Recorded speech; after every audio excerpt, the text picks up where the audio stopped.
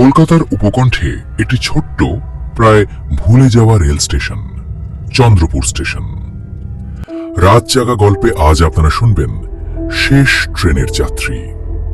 নতুন নতুন horror stories, love stories, অ্যাডভেঞ্চারমূলক গল্প শোনার জন্য আমাদের চ্যানেলটি অবশ্যই সাবস্ক্রাইব করুন। দিনে কয়েকটি লোকাল ট্রেন ছাড়া এখানে তেমন কিছুই ঘটে না, কিন্তু গ্রামবাসীরা একটি কথা সবসময় বলে, রাত 12টার পর যদি শেষ ট্রেনটা আসে কোনোদিন তাতে উঠবে না, কারণ সেই ট্রেনে যারা ওঠে তারা আর কখনো ফিরে আসে না। সুদীপ্ত একজন সাংবাদিক। সে ভূতের গল্পে বিশ্বাস করত না। লোকমুখে শোনা এই গল্পের সত্যতা যাচাই করতে সে এক বর্ষার রাতে চন্দ্রপুর স্টেশনে পৌঁছালে। ঘড়িতে তখন রাত 11:45।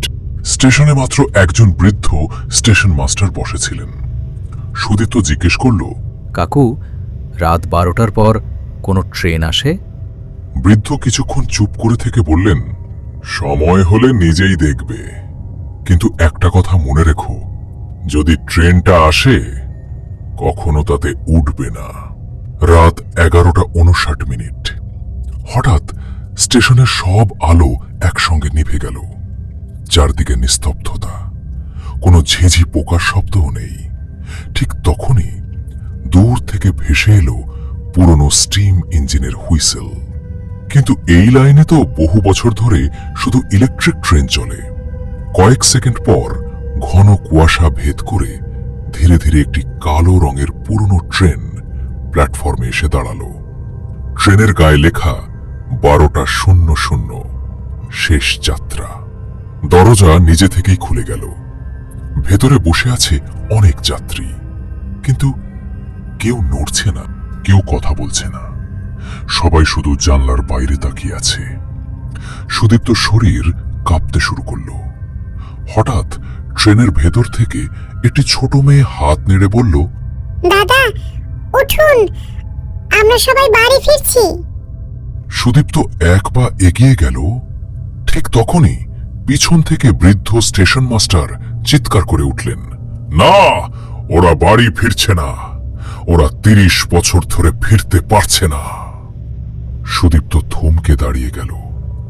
কিন্তু ঠিক সেই মুহূর্তে ট্রেনের ভেতরের সব যাত্রী একসঙ্গে মাথা ঘুরিয়ে সুদীপ্তর দিকে তাকালো। আর তাদের কারো চোখ ছিল না, শুধু গভীর কালো অন্ধকার।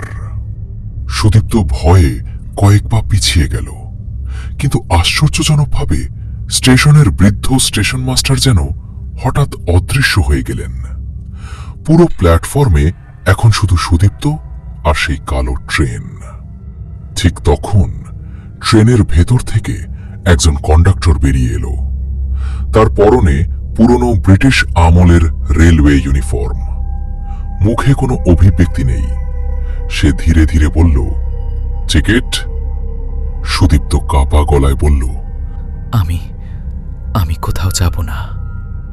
লোকটা হেসে বলল, এই ট্রেনে কেউ নিজের ইচ্ছায় আসে না, যাদের নাম লেখা থাকে শুধু তারাই ওঠে। কথা শেষ হতেই সে পকেট থেকে একটি পুরনো কাগজ বের করল। সুদীপ্তর বুক ধক করে উঠল।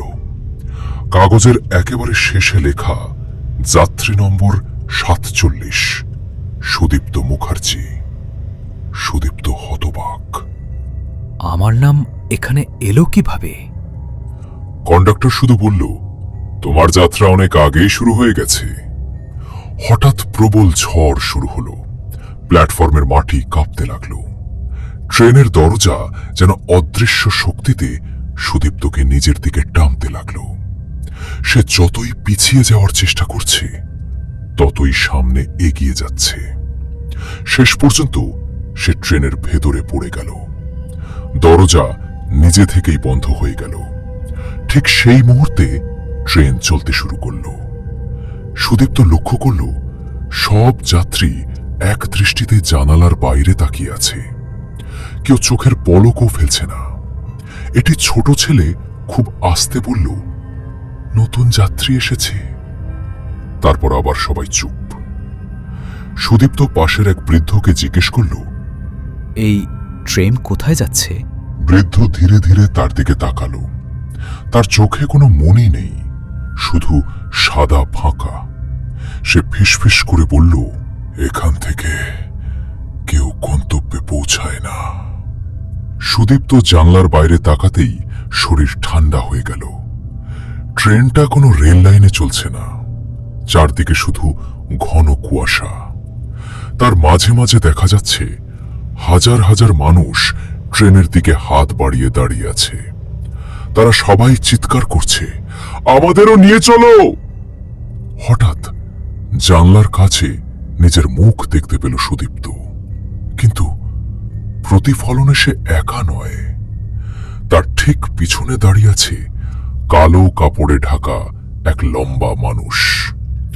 সুদীপ্ত সঙ্গে সঙ্গে পিছনে ঘুরে তাকালো, কেউ নেই। রাত জাগা গল্পে আপনারা শুনছিলেন শেষ ট্রেনের যাত্রী। আজ এইটুকুই থাক তাহলে। আমরা আবার এটার পার্ট 2 নিয়ে ফিরে আসব শুক্রবার ঠিক রাত 9টায়। গল্পটার শেষে কি হলো জানতে চ্যানেলটি অবশ্যই সাবস্ক্রাইব করে রাখুন।